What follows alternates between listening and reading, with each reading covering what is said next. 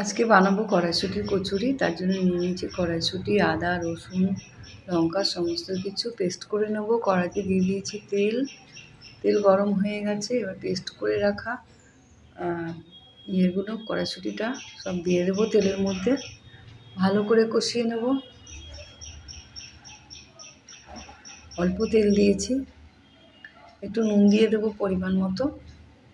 দিয়ে আবারও ভালো করে নাড়াচাড়া করে একটু চিনি দিয়ে দেবো।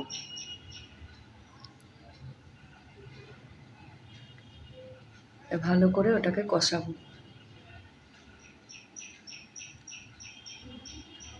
যেটুকু জল ছিল পুরো টেনে যাবে, শুকনো শুকনো হয়ে যাবে। তারপরে কড়াই থেকে যখন উঠে আসবে তখন নামিয়ে নেব।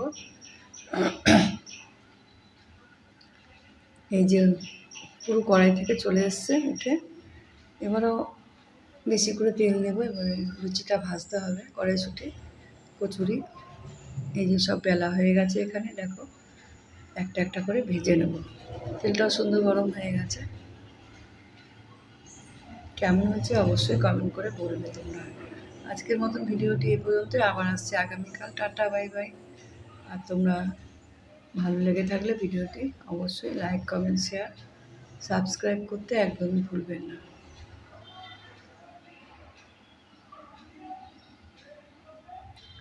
গরম গরম কড়াইশুঁটির কচুরি আর মাংস করেছি, সেটা দিয়ে এই দেখো কেমন হয়েছে লুচিগুলো।